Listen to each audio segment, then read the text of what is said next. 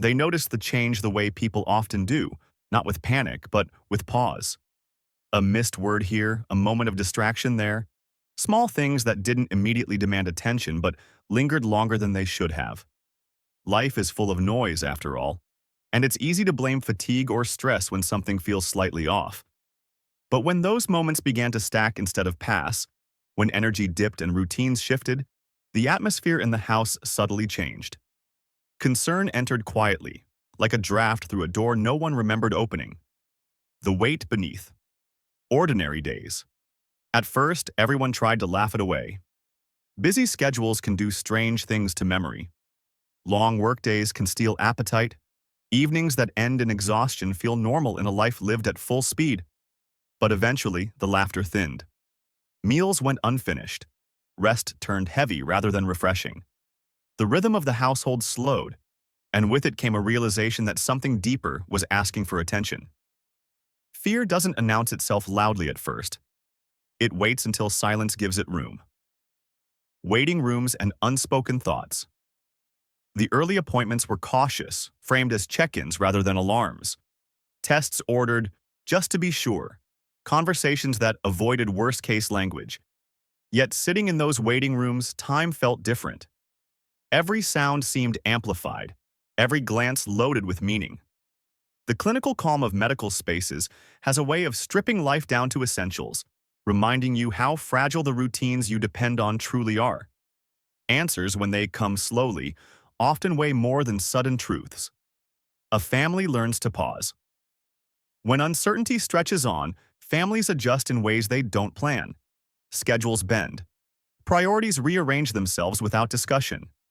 The children, grown but still instinctively attuned to the emotional weather of home, began to orbit closer. Phone calls lasted longer. Plans were quietly reshuffled. Love expressed itself through logistics, through showing up, through staying available without needing to be asked. Strength didn't look dramatic. It looked practical.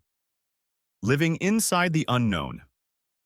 There is a particular strain that comes with not knowing. Not crisis, not relief, but the space in between where imagination fills the gaps facts have not yet occupied. Every day becomes a calculation of energy and hope. People learn to read faces more closely, to measure reassurance, to sense when optimism is earned and when it is simply kindness.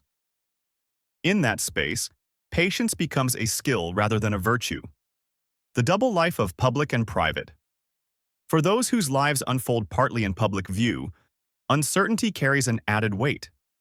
Concern becomes speculation. Silence becomes narrative. Screens fill with guesses, opinions, and imagined conclusions. Managing that attention requires energy that already feels scarce. Privacy turns into a form of protection, not secrecy, but preservation. Words are chosen carefully, not to mislead, but to avoid feeding fear that hasn't yet earned its place. When the body demands rest, eventually rest becomes non-negotiable. Not the kind taken reluctantly between obligations, but the kind that requires surrender. The house grows quieter. Days are shaped around recovery rather than productivity. In those hours, people learn that strength doesn't always mean pushing forward. Sometimes it means staying still long enough to listen to what the body has been asking for all along. Love expressed through vigilance. Care takes many forms. It looks like learning new vocabulary, asking better questions, keeping track of details others might miss. It looks like advocacy without aggression, presence without panic. The person doing the caring often doesn't notice how much they're carrying until exhaustion forces acknowledgement. Even then, letting go feels harder than holding on. The cost of holding everything together. There comes a moment, often unnoticed by anyone else, when the person keeping everything upright finally feels the weight of it all. Not in a dramatic collapse, but in a quiet realization that resilience has limits. Tears arrive not as weakness, but as release. They come when the body decides it can no longer postpone honesty. In that moment, being supported becomes just as important as being strong. Small wins that mean everything. Progress, when it comes, is subtle. A steadier step, a clearer morning, a laugh that sounds more like itself. These moments are celebrated privately, protected from the pressure of expectation. Hope returns not as certainty, but as permission to imagine forward again. The future remains cautious, but it no longer feels closed. Redefining normal recovery, whether physical or emotional, rarely looks like a return to the past. It creates a new normal, shaped by awareness and restraint. Energy is spent more carefully. Time feels more deliberate.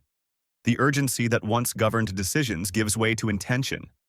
Life doesn't become smaller, it becomes more focused. Children step into new roles. In times of uncertainty, family dynamics shift. Children, no matter their age, find themselves stepping into unfamiliar responsibilities.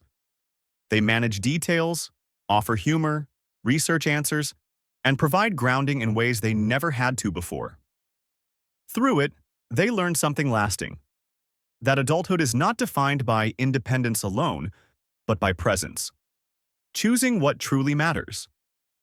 When the pace of life slows, clarity often follows. Ambitions are reevaluated, obligations renegotiated. The question stops being, "What's next?" and becomes, "What's essential?" The answer is rarely complicated. It's found in shared meals, quiet evenings, unhurried conversations, and the simple comfort of knowing where you belong. Returning, carefully re-entry into the outside world happens gradually, not as a triumphant return, but as a cautious reopening. Work resumes in adjusted forms. Expectations are reset. Audiences respond not with demand, but with patience. Authenticity replaces performance. There is strength in being seen as human rather than invincible. A shift in perspective. Experiences like this don't end when circumstances improve. They leave a residue, a permanent adjustment to how life is viewed. Time is no longer assumed. Health is no longer abstract. Love becomes less about declaration and more about daily action.